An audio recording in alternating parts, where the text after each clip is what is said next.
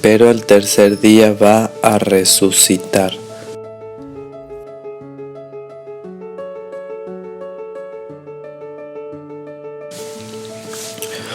Hola queridos hermanos, hoy estamos al lunes 9 de agosto.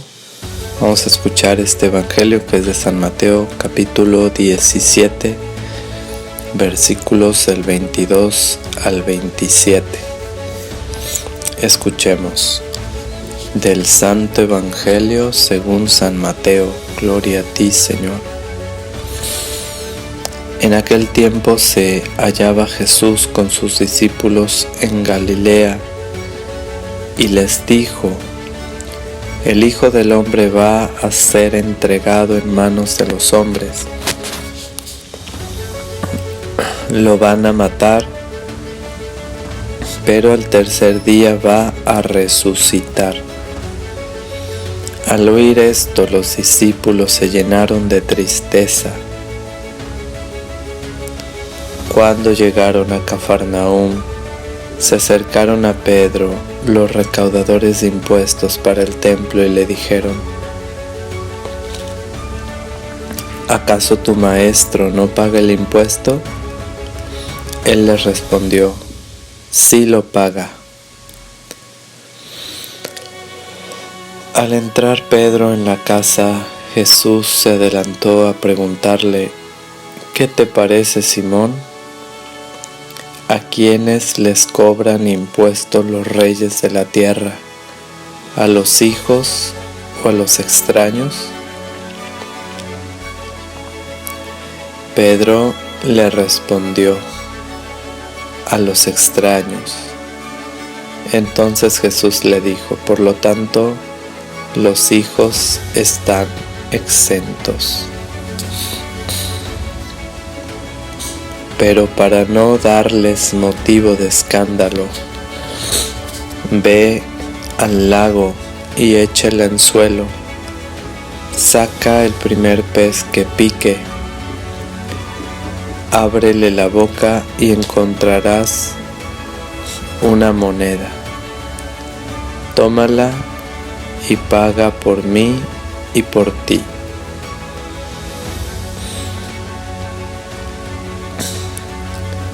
Palabra del Señor. Gloria a ti, Señor Jesús.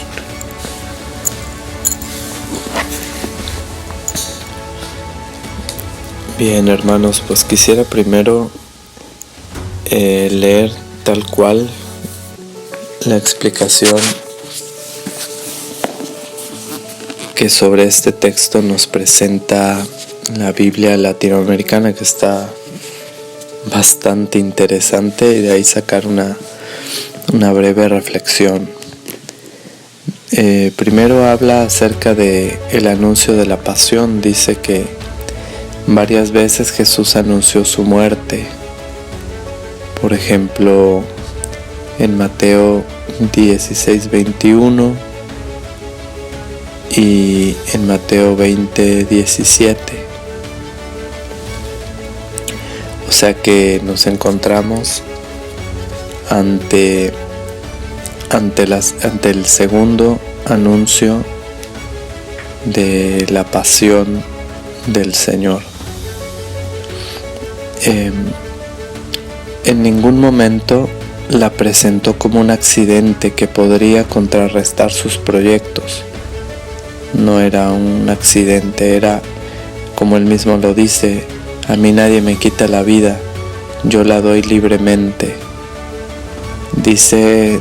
Continúa diciendo: Juan nos dirá que Jesús la deseó como el medio de dar gloria a su Padre y de reconciliar a los hombres. Evangelio de San Juan, capítulo 17. O sea que la muerte de Jesús tiene un sentido, y Él ofrece su vida en expiación por nuestros pecados que clamaban a Dios de tantos miles de años, y los cuales los sacrificios de animales no podían no podían pagar, además de que se seguían acumulando porque pues se seguía pecando, ¿no?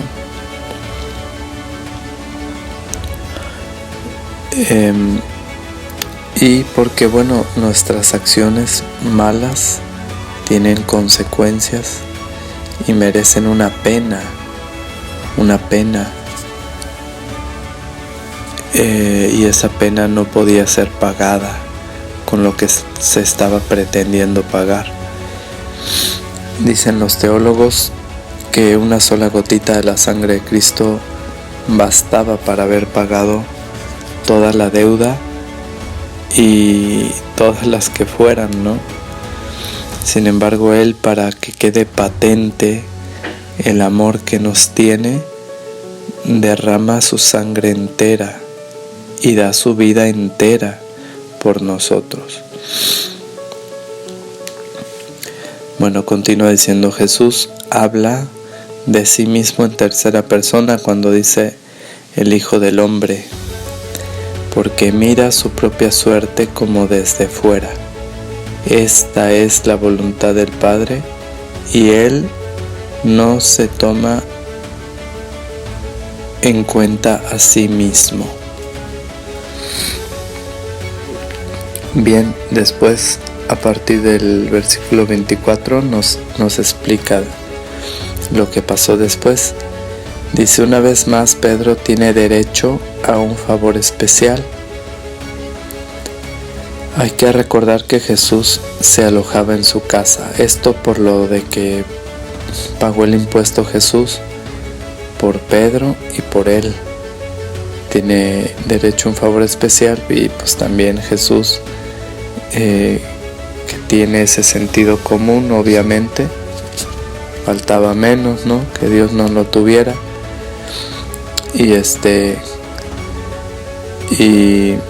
Y paga Jesús por Pedro y por él.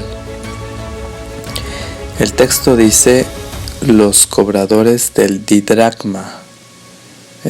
Originalmente el texto, cuando se refiere pues a que se acercaron a Pedro los que cobran el impuesto, se refiere que dice que se acercaron los cobradores del didracma.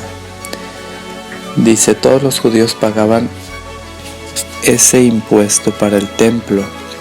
Recordemos que había entre los judíos solamente un templo donde se llevaban a cabo los sacrificios, y muchas sinagogas en los pueblos y donde fuera, donde se escuchaba la palabra de Dios, donde se proclamaba, donde se explicaba la palabra de Dios, pues el Antiguo Testamento, ¿no? Se leía la ley, o sea, el Pentateuco, los 5 primeros libros de la Biblia, y los profetas, los libros proféticos. Y solamente en el templo que estaba en Jerusalén, solamente ahí se realizaban los sacrificios. Y ahora el templo no existe, porque fue destruido en el año 70 por los romanos, y no queda más que el muro de los lamentos. Ya no hay sacrificio antiguo, ya no hay sacrificios antiguos, solamente el único y verdadero sacrificio de la Santa Eucaristía, que actualiza el sacrificio del Calvario, de la cruz. Bueno, pues dice que todos los judíos pagaban ese impuesto para el templo, pero que era igual para todos, según el Éxodo capítulo 30 versículo 13, y era de una doble dracma, nombre de una moneda griega. Por eso es que cobraban el didracma, un doble dracma. Y dice que Pedro encontrará en la boca del pez un statero que vale 4 dracmas. O sea, esa moneda de plata que encuentra Pedro en la boca del pez cuando Jesús lo manda a pagar el impuesto, esa moneda valía 2 didracmas. Y dice, los recaudadores no estaban tan seguros de que serían bien recibidos por Jesús, sobre quien corrían tantos rumores, y de ahí su pregunta. Jesús observa la ley, pero aprovecha la oportunidad para dar a entender quién es. Jesús no tiene dinero, pero ¿eso qué importa? El Señor es dueño de todas las criaturas, incluso de los peces. O sea, es el Hijo de Dios. Y Dios es el Rey del universo.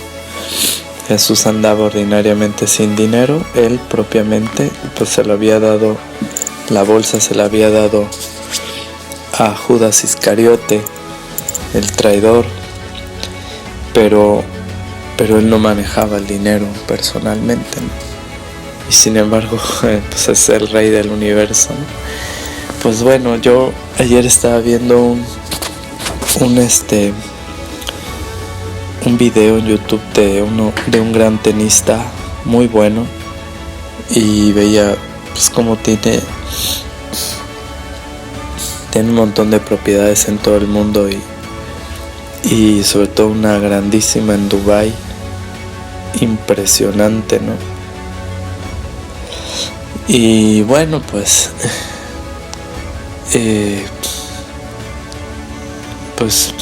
pues es su vida, no somos nadie para juzgarlo, y es un gran tenista y es una gran persona.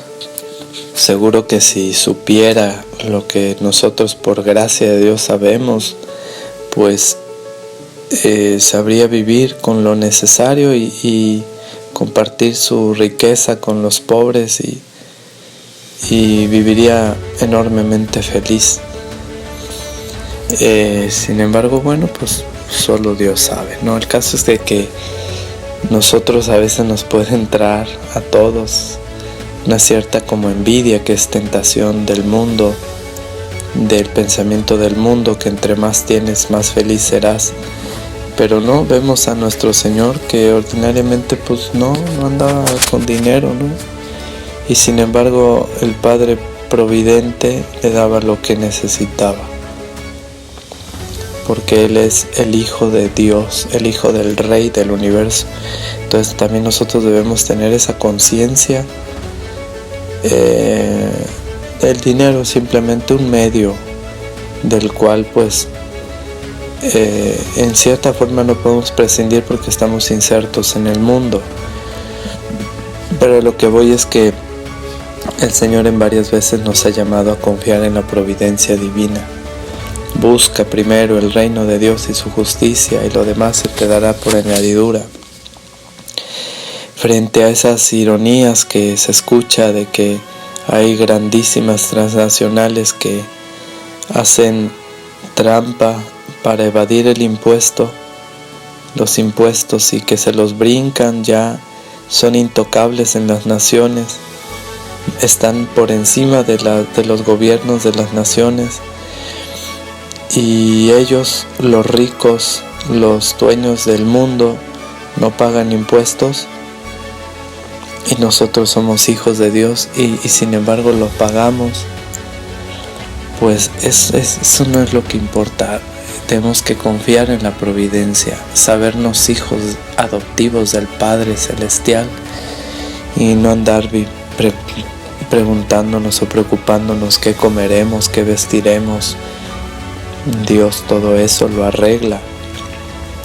Más bien nosotros tenemos que